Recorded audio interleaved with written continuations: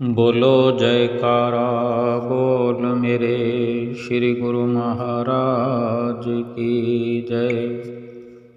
सभी गुरुमुख प्रेमियों को सप्रेम जय सच्चिदानंद। जीवन में काम तो कभी बनता है कभी बिगड़ता है। ये जीवन का चक्र यूं ही चलता है। एक सेवक को हर समय आनंद से भरपूर होकर आनंदित होकर के सेवा का लाभ उठाना चाहिए। सेवा करने का अवसर ढूंढते रहना चाहिए, क्योंकि उस आनंद के आगे कोई भी दुख महसूस नहीं होता। कोई भी दुख सेवा के आगे ठहर नहीं सकता। सतगुरु की मौज होती है कि सेवक सच्ची भक्ति करे, सेवा करे और भक्ति करके लाभ प्राप्त करे और उसके हित के लिए समय समय पर अनमोल वचन फरमाया करते हैं। सच्ची भक्ति का मार्ग दिखाया करते हैं। अमल करने वाले तो माला माल हो जाते हैं और जो केवल सुनने सुनाने वाले होते हैं वे अपना समय यूं ही व्यतीत कर देते हैं। लेकिन साधारण लोग जो सत्संग की ओर रुख ही नहीं करते, उनसे तो वे सत्संग सुनने वाले भी बेहतर होते हैं। लेकिन क्या अच्छा हो अगर सत्संग सुन करके अमल भी कमाया जाए तो जीवन का लाभ प्राप्त होता है। ये श्री आनंदपुर दरबार सच्चा दरबार है, ऊंचा दरबार है। इस दरबार में छोटे बच्चे भी जो अगर सतगुरु की आज्ञा मानते हैं और सेवा भजन में लीन रहते हुए भक्ति का आदर्श प्रस्तुत करते हैं, दुनिया उनका भी सम्मान करती है। जो काम मालिक को प्यारा नहीं लगता वो न करो। ये सेवक का परम कर्तव्य है कि हर वक्त अपने मालिक को अंग संग समझ करके आत्मिक कल्याण का ही कार्य करता रहे। श्री सतगुरु देव महाराज जी ने किसी भी प्रकार की सेवा बख्शिश की है तो ये अपने सेवक पर अत्यंत कृपा की है कि अपने ऐसे सेवक को काबिल समझा जो उसे सेवा की बख्शिश की, उसे और भी अधिक काबिल बनाना चाहते हैं। और उसी श्री आज्ञा के परिणाम स्वरूप ही कई और गुरुमुख फिर ऐसे सेवक की सहायता करते हैं, सहायता करेंगे। परंतु ये सब मालिक की ही कृपा समझनी चाहिए, ना कि उन लोगों की जो मदद करते हुए दिखाई देते हैं, क्योंकि उन्हें प्रेरणा सतगुरु की होती है, मालिक की होती है। इसलिए हर वक्त केवल अपने सतगुरु की महिमा का गान करते रहना चाहिए। दुनिया से बात करने के लिए फ़ोन की ज़रूरत होती है, सतगुरु से प्रभु से बात करने के लिए मौन की ज़रूरत होती है। फ़ोन से बात करने पर बिल देना पड़ता है, ईश्वर से बात करने पर दिल देना पड़ता है। कैसे कैसे फॉर्मूले समझने समझाने के लिए बनाए गए। कैसे कैसे दृष्टांत हमें समझाने के लिए संत महात्मा हमें सुनाते हैं कि किस प्रकार विनम्र बन करके सतगुरु का प्यारा बना जा सकता है। क्योंकि सतगुरु भगवान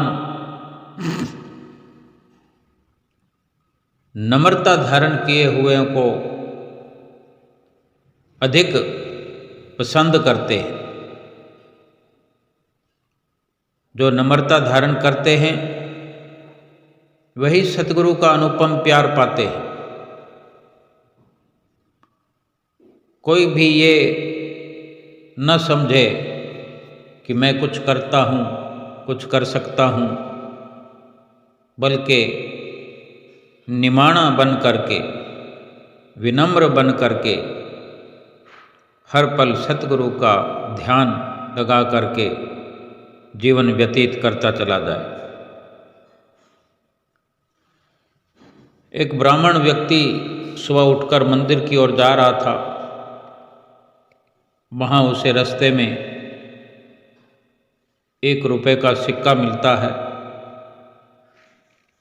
ब्राह्मण के मन में विचार आता है कि ये 1 रुपये में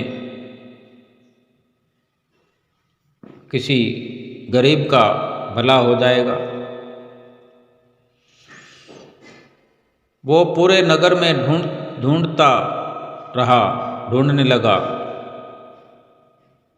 कि कोई मिल जाए, गरीब या कोई भिखारी। और हर रोज की तरह वो ब्राह्मण मंदिर की ओर चल रहा था। तो वहाँ एक उसे राजा दिखाई दिया, अपनी सेना के साथ, अपने काफिले के साथ चलता हुआ। वो दूसरे नगर में जा रहा था। राजा की नज़र जैसे ब्राह्मण पर पड़ती है, ब्राह्मण को राजा जो देखता है तो उसे प्रणाम करता है, क्योंकि ब्राह्मण सम्मान की दृष्टि से देखे जाते हैं। तो राजा उसे प्रणाम करता है और कहता है कि महाराज, मैं युद्ध करने जा रहा हूँ, आप मुझे आशीर्वाद दीजिए कि मैं दूसरे नगर के राज्य को जीत लूँ, अपने राज्य में मिला लूँ।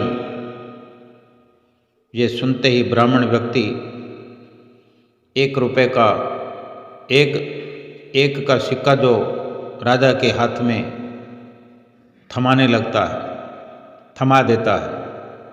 और राजा बड़ा आश्चर्यचकित हो जाता है और पूछता है कि आपने ये 1 रुपये का सिक्का मेरे हाथ में क्यों थमाया? तो ब्राह्मण व्यक्ति उत्तर देते हुए कहता है कि मैं कई दिनों से कोई दरिद्र कंगाल ढूंढ रहा हूँ, गरीब व्यक्ति को ढूंढ रहा हूँ जिसे मैं ये 1 रुपया दे सकूँ। पूरे नगर में कोई नहीं मुझे दिखाई दिया, कुछ दिनों से कोई भिखारी भी नहीं मिला जिसे मैं 1 रुपया दे सकता। आज केवल आप ही इतने दिनों में मुझे मिले हैं, जो मुझे लग रहा है कि आप कंगाल हैं, दरिद्र हैं, जिनके पास सब कुछ होते हुए भी कुछ नहीं, जिसकी अपेक्षा हमेशा अधिक से अधिक और पाने की होती रहती है, जिसकी इच्छा हमेशा धन पाने की बनी रहती है। वो आप ही मुझे मिल गए हो, इसलिए मैंने ये 1 रुपया आपको दे दिया।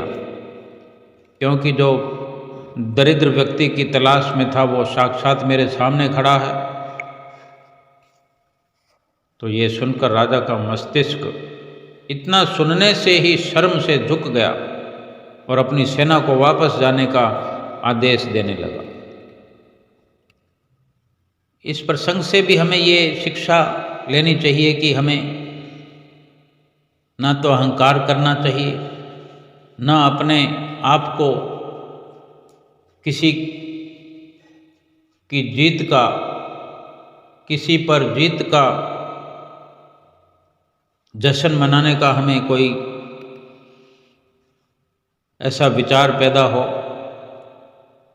ऐसा अहंकार हमारे अंदर ना हो।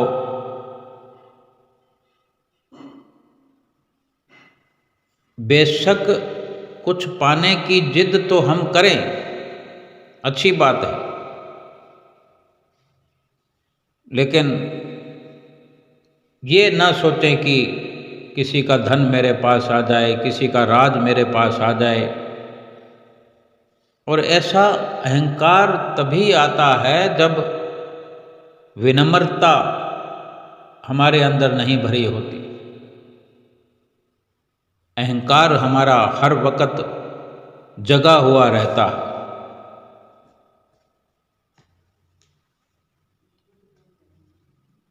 कितना कुछ प्राप्त होने पर भी हम अधूरे के अधूरे बने रहते हैं।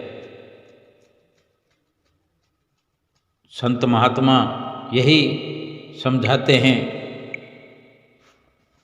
कि जो कुछ मिला हुआ है वो कम नहीं है, वो बहुत है, पर्याप्त है। उसी से बहुत अच्छे से काम चलाया जा सकता है। अपनी ज़रूरतों को छोटा करें, अपनी ज़रूरत को कम करें, अपनी भावनाओं को छोटा करें, विनम्र बनाएं, सुंदर बनाएं। किसी को देखकर किसी के जैसा बनने की अगर होड़ करनी हो तो किसी सत्संगी की होड़ करें, किसी संत की होड़ करें, अच्छे विचारों को अपनाएं। किसी अहंकारी की होड़ करके, अहंकार में पागल होकर के किसी को जीतने का नशा हो जाए, बेशक सारे संसार को जीतने में सफल भी हो जाएं, लेकिन अगर मन हमारा हम पर हावी होता रहेगा, मन हमें अपना गुलाम बना करके हमें कदम कदम की ठोकरें खिलाता रहेगा, तो ना तो ये जीवन हम सुख से व्यतीत करेंगे और ना ही परलोक हमारा संवर सकता है। ये लोक में भी दुखी रहेंगे और परलोक भी दुहेला होगा। लोक दुखी परलोक दुहेला। लेकिन महापुरुष हमें ऐसी करनी सिखाते हैं कि लोक सुखी परलोक सुहेला करो। तो जब तक हम विनम्र भाव से रहना नहीं सीखेंगे, अपने आप को छोटा बना करके हर किसी के दिल को भा जाए, बल्कि ऐसा भाव धारण करें, ऐसी विचारधारा अपने अंदर पैदा करें कि भगवान तो भगवान, बल्कि हर भगवान को चाहने वालों के दिल की भी हम पसंद बन जाएं। एक बार हम बेशक सुनते ही हैं समय समय पर, तो ऐसा ही एक दृष्टांत भगवान श्री कृष्ण जी का है कि भगवान ने गोवर्धन पर्वत उठाया। सभी ने ये कथा सुनी होगी, फिर से आज इसको दोहराते हैं कि भगवान श्री कृष्ण जी ने अपने हाथ की छोटी से छोटी उंगली पर ही गोवर्धन पर्वत क्यों उठाया। चिट्टोली जिसको हम कहते हैं, 5 उंगलियों में से जो सबसे छोटी है। जब भगवान श्री कृष्ण जी गोकुलवासियों को इंद्रदेव जी के प्रकोप से बचाने के लिए गोवर्धन पर्वत उठाने वाले थे, जब इंद्रदेव का प्रकोप बरसात के रूप में बरस रहा था और गोकुलवासी बड़े दुखद माहौल में थे, और फिर भगवान को ही सब याद करते हैं। तो भगवान श्री कृष्ण जी ने रक्षा करनी चाहिए गोकुलवासियों की। तो गोवर्धन पर्वत जो उठाने वाले थे, उन्होंने फैसला किया कि गोवर्धन पर्वत को उठा करके बरसात को रोकना है। तो भगवान तो समय समय पर लीला रचाते रहते हैं, एक पंथ कई काज करते हैं। पर्वत तो उठा ही रहे थे, तो उन्होंने अपनी उंगलियों से पूछा। जो कुछ भी भगवान करते हैं,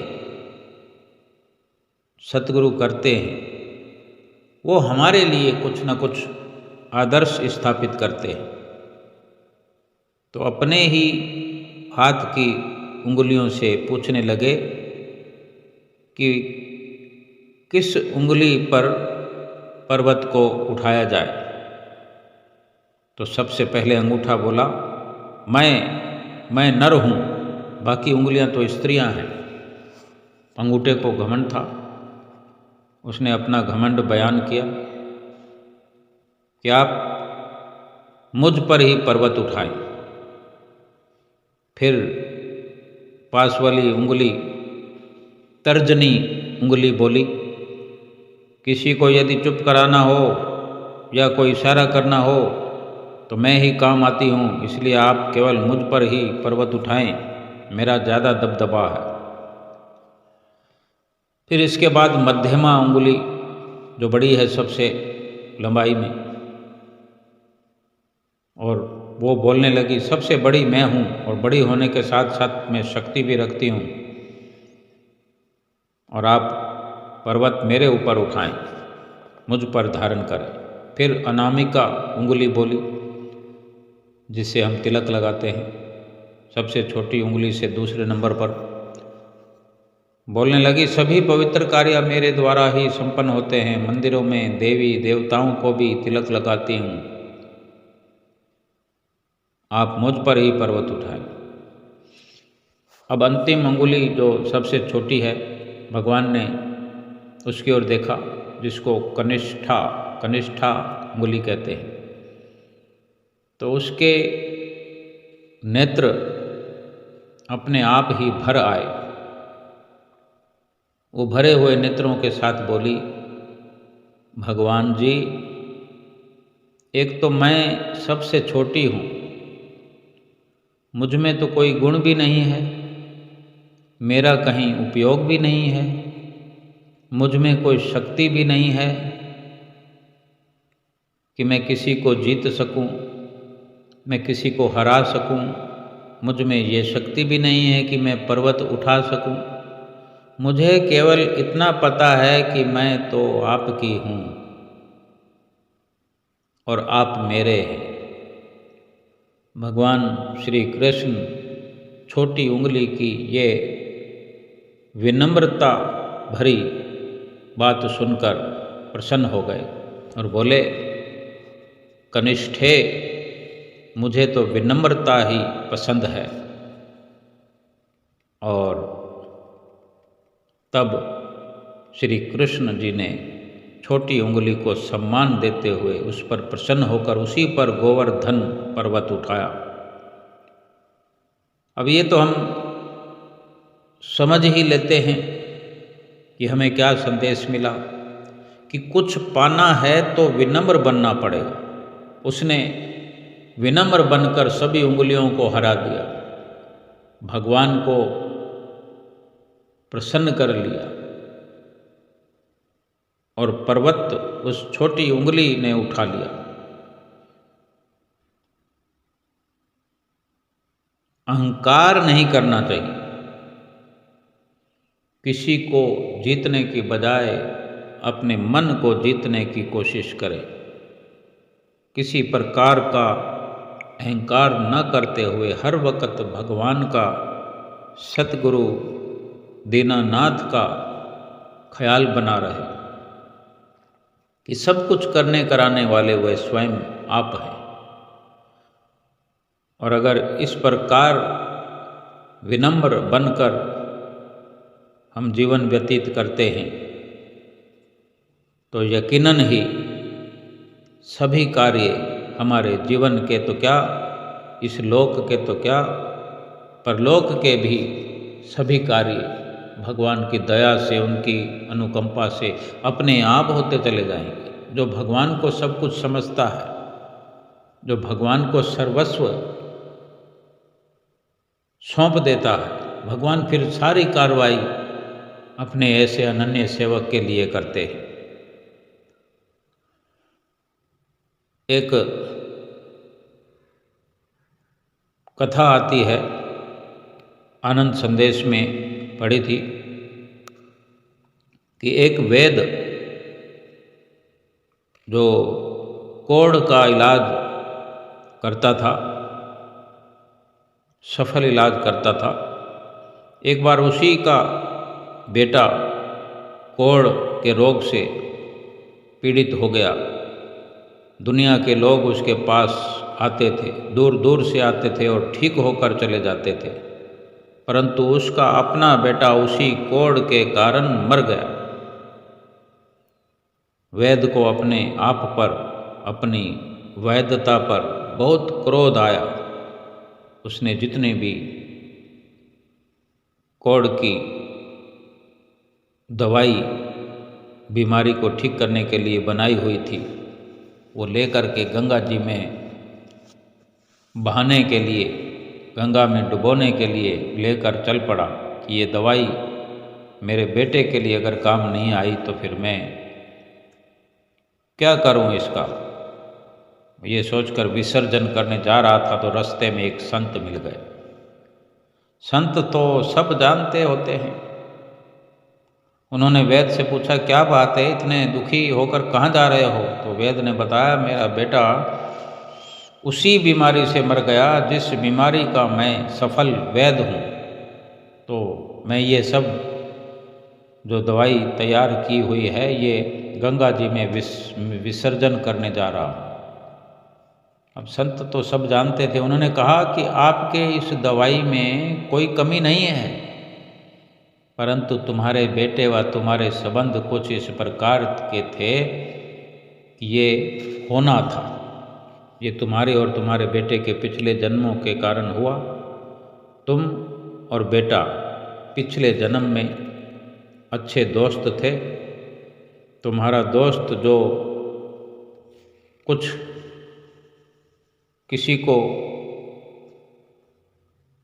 मारकर जो कुछ इकट्ठा करता था, लाता था, तुम मिलकर खा लेते थे। तुमने कभी अपने दोस्त से पूछा नहीं, मित्र से पूछा नहीं कि मित्र ये कहाँ से तुम लेकर आते हो? और तुम्हारा दोस्त जो था वो एक भयानक खूंखार डाकू था और वही कमाई तुम दोनों खाते थे। सो इस जन्म में तुम बाप बेटा बने। वो डाकू था, वो बेटा बना और तुम अच्छे वैद्य बने। जिन लोगों को नुकसान पहुंचाकर तुम्हारा दोस्त कुछ भी तुम्हारे लिए खाने को लाता था, वो तुम्हारे से ठीक हो करके तुम्हारा हिसाब चुकता होता गया। तुम उसको दवा देते रहे, तुम्हारा पाप उतरता रहा, क्योंकि तुम्हारे दवाई में कोई कमी नहीं है, परंतु तुम्हारे कर्मों के कारण वो दवा उसके मुंह में तो गई, परंतु गले से नीचे नहीं उतरी। तो वैद्य ने पूछा, वो दवा कहाँ गई फिर? संत जी ने दिखा दिया, बता दिया संत जी ने कि वो दवा काल के हाथ में चली गई। तुम्हें उसने जो कुछ भी अपने समय में लाकर खिलाया था पिछले जन्म में, तुमने उसके लिए वो खर्च करके हिसाब किताब बराबर हो गया और गलत व्यवहार से कमाए हुए धन में भागीदार तुम बने, तो ये दारुण दुख अपने पुत्र के वियोग का तुम्हें सहना पड़ा। इससे भी यही शिक्षा प्राप्त करने की जरूरत है कि इस जन्म में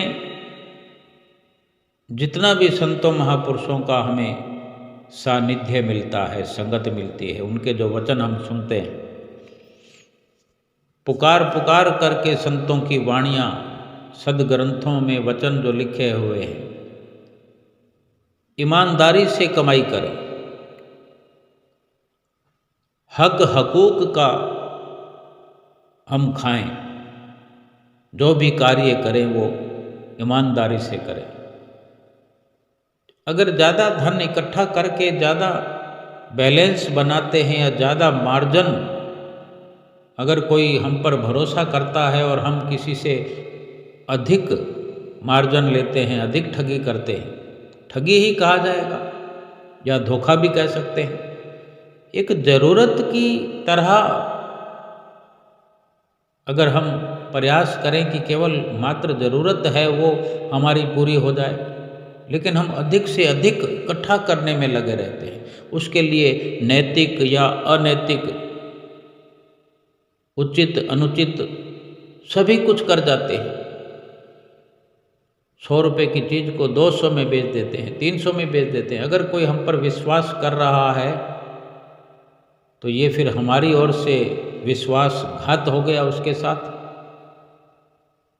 फिर इसको चुकता कौन करेगा? अगर हमने किसी के साथ विश्वासघात किया है, उसने हम पर विश्वास जताया और हमने उसकी पीठ में खंजर चुभाया, विश्वासघात किया, हम उसके भी गुनाहगार बने। प्रभु परमेश्वर की दरगाह में भी हम मुंह दिखाने के काबिल नहीं रहे, और वो धन कब तक काम आएगा हमारे? क्योंकि काम आने के लिए तो हमने कमाया ही नहीं है, हमने तो इकट्ठा करने के लिए कमाया। अब इकट्ठा अगर धन किया है तो साथ ले जा नहीं सकते, खर्च हमने किया नहीं, खर्च कर नहीं सकते, फिर क्यों विश्वासघात किया, क्यों ठगी की, क्यों किसी को धोखे में रखा?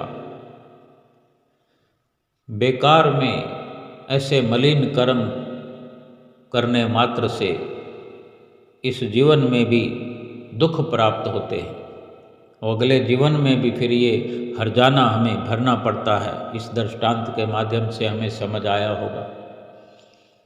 आज दुनिया में हम देख रहे हैं, अपने साथ होता हुआ देख रहे हैं, दूसरों के साथ हुआ देख रहे हैं।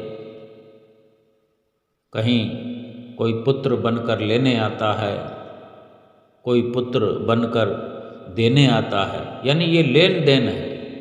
कोई कर्जा चुकता करने आता है, कोई कर्जा जो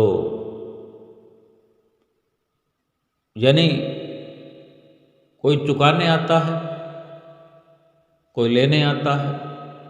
कोई बेटा बन के बाप को चुकता करता है, कोई बेटा बन के बाप से चुकता करवाता है। अगर इसी खेल में जीवन व्यतीत होता रहा, भाई पीछे के कर्मों को हमने इस तरह से कुदरत के नीचे, कुदरत के सानिध्य में, कुदरत के प्रभाव में आकर हमने ये भोग लिए, कर्मों का लेखा जोखा चुकाते रहे और आगे के लिए भी फिर वही सिलसिले को हम जारी रखे हुए हैं, वही सिलसिला हम चलाते रहेंगे। फिर अगली बार ऐसा होगा, फिर अगली बार ऐसा होगा। और जिस वक़्त जो ये मनुष्य जीवन में पुण्य कर्म एकदम से क्षीण हो गए, समाप्त हो गए, तो फिर ये मनुष्य जन्म भी छिन जाएगा, फिर 84 लाख योनियों में चले जाएंगे। महापुरुष फरमाते हैं कि ये वक़्त भोगने का तो है कि जो हमसे गलत कार्य पिछले जीवन में हुए, पाप हुए, बुराइयां हुई, वो भोगना तो अवश्य पड़ेगा। लेकिन भोगते हुए जो कि हम कर्ता भी हैं, तो कर्ता बन करके ऐसे निष्काम कर्म करें कि ये लेन देन का जो चक्र है ये पूरा हो जाए, समाप्त हो जाए, इसको आगे के लिए न दोहराया जाए। न ठगी करने की ज़रूरत है, न कपट करने की ज़रूरत है, न किसी के साथ विश्वासघात करने की ज़रूरत है, बल्कि विनम्र बन करके, निमाणा बन करके केवल और केवल मालिक का भजन सुमरण करने की ज़रूरत है। हर दुख से शिक्षा प्राप्त करते हुए, हर परेशानी से, हर मुसीबत से सीख लेते हुए कि ये मेरे कर्म हैं, मेरे कर्मों के बदले जो ये मुझे आज देखना पड़ रहा है, भूल से भी ऐसे कर्म मैंने इस जीवन में नहीं करने जो फिर से अगले जीवन में मुझे ये लेखा चुकाने के लिए दुखों का सामना करना पड़े, मुसीबतें भोगनी पड़े। इस वक़्त में ये दुखों का हिसाब चुकता करने के साथ साथ भगवान का भजन करते रहें, सुमरन करते रहें, सेवा करते रहें, परोपकार करते रहें। हमें तो कितने सुंदर 5 नियमों का वरदान, 5 नियमों की मोतियों की माला बनाकर सतगुरु ने सौंप दी है, हमारी झोली में, हमारे गले में डाल दी है।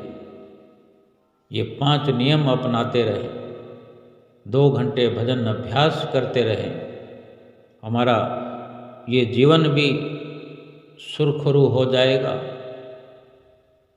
पापों का बोझ समाप्त हो जाएगा और परलोक भी हमारा संवर जाएगा। जन्म मरण का चक्कर समाप्त हो जाएगा। जन्म मरण से हमेशा हमेशा के लिए आज़ाद हो जाएंगे, क्योंकि जब हिसाब किताब समाप्त हो गया तो फिर ना कोई लेना है ना कोई देना है, बस लेना है, सतगुरु का नाम लेना है और सतगुरु के चरण कमलों में मत्था टेकना है, हर वक़्त उनसे आशीर्वाद प्राप्त करना है। अपने समर्पण भाव से सतगुरु की सेवा चाकरी करते हुए, सतगुरु के गुण अनुवाद गाते हुए, सतगुरु की महिमा के गीत गाते हुए अपने आप को अदना समझ करके, अपने आप को छोटा समझ करके इस जीवन को व्यतीत करना है। अहंकार से खाली होकर, बुद्धि चतुराई छोड़ करके, सब कुछ सतगुरु की मौज पर छोड़कर, सतगुरु की मौज को स्वीकार्य करके, सतगुरु के बताए हुए रास्ते पर, सतगुरु के वचनों पर अमल करते हुए चलते जाएं और अपना ये जीवन सफल करें। ये जीवन सफल हो जाएगा, लोक सुखी हो जाएगा, परलोक सुहेला हो जाएगा और ये आत्मा का कल्याण करके आत्मा जन्म मरण से आज़ाद हो जाएगी। बोलो जयकारा बोल मेरे श्री गुरु महाराज की जय।